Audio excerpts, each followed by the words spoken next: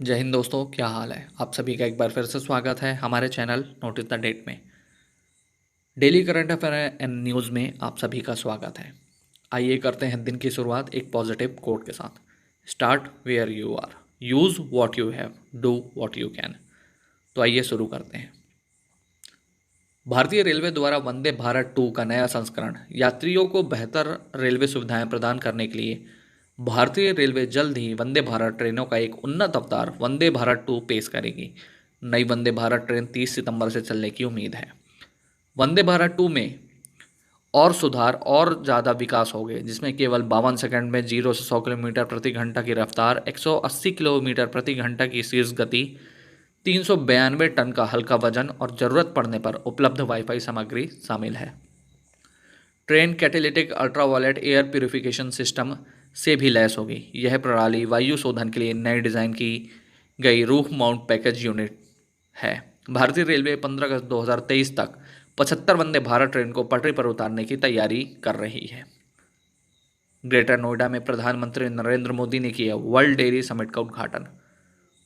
भारत के प्रधानमंत्री नरेंद्र मोदी ने ग्रेटर नोएडा में इंडियन एक्सपोर्ट सेंटर और स्मार्ट में international dairy federation world dairy summit 2022 का उद्घाटन किया।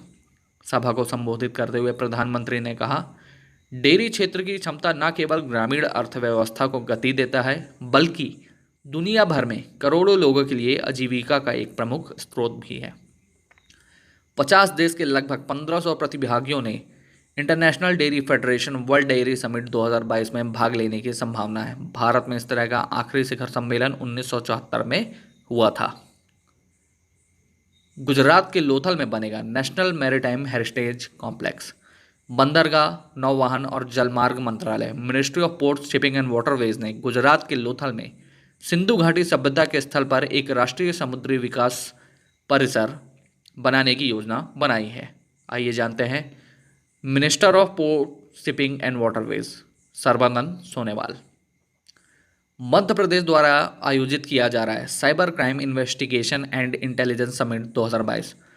मध्य प्रदेश पुलिस द्वारा साइबर अपराधों की प्रभावी रोकथाम हेतु चौथा साइबर अपराध अन्वेषण एवं सूचना शिखर सम्मेलन 2022 का आयोजन पुलिस सब इंस्पेक्टर एवं उसके वरिष्ठ जांच अधिकारियों के ज्ञान लाभ एवं कौशल विकास हेतु किया जा रहा है।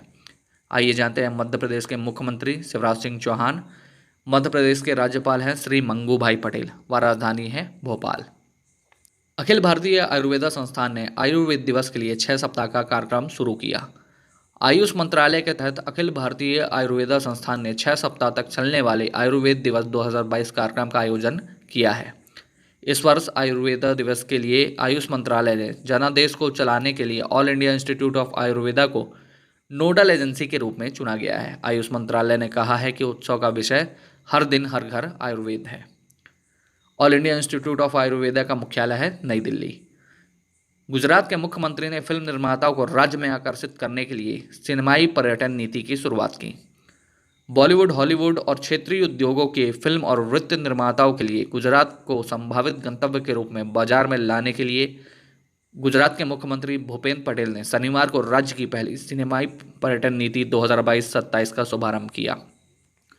गुजरात ने पहली बार सिनेमैटिक टूरिज्म पॉलिसी की घोषणा की, यह सुनिश्चित करने के लिए कि यह फिल्म निर्माताओं को किसी भी कठिनाई का सामना न करना पड़े और वित्तीय सहायता भी मिले। पटेल ने बॉलीवुड अभिनेता अजय देवगन की उपस्थिति में नीति का अनावरण करते हुए कहा, गुजरात ने पहली बार सिनेमैटिक टूरिज्म पॉलिसी की घोषणा की है, यह सुनिश्चित करने के लिए है कि फिल्म निर्माताओं को किसी भी कठिनाई का सामना न करना पड़े और वित्तीय सहायता भी मिले। मुख्यमंत्री ने बॉलीवुड अभिनेता अजय देवगन की उपस्थिति में नीति का अनावरण किया। दिल्ली के सेना अस्पताल में अर्ली इंटरवेंशन सेंटर प्रयास का उद्घाटन किया गया। राष्ट्रीय राजधानी में सेना अस्पताल में एक मॉडल अर्ली इंटरवेंशन सेंटर प्रयास स्थापित किया गया है, जिसका उद्देश्य माता पिता की पीड़ा को कम करना है और अलग रूप से सक्षम बच्चों से निपटने में विश्वास पैदा करना है। अर्ली इंटरवेंशन सेंटर एक व्यापक अत्याधुनिक सुविधा है जो विशेष आवश्यकता वाले बच्चों को समर्पित है। ऑटिज्म, सेरेब्रल पैलेसी, नींद और भाषा में देरी और अन्य अक्षमताओं से पीड़ित सशस्त्र बलों के जवानों के 6 साल तक के बच्चों को उस उद्यम में काफ़ी फायदा होगा। एचडीएफसी बैंक ने भारत की पहली इलेक्ट्रॉनिक बैंक गारंटी जारी की। एचडीएफसी बैंक भारत का सबसे बड़ा निजी क्षेत्र का बैंक है। National e governance service limited के साथ साझेदारी में इलेक्ट्रॉनिक बैंक गारंटी जारी करने वाला देश का पहला बैंक बन गया है। कागज आधारित समय लेने वाली प्रक्रियाओं को नई इलेक्ट्रॉनिक बैंक गारंटी के साथ समाप्त कर दिया गया है, जिसे संशोधित मुहर सत्यापित और बढ़ी हुई सुरक्षा के साथ तुरंत वितरित किया जा सकता है।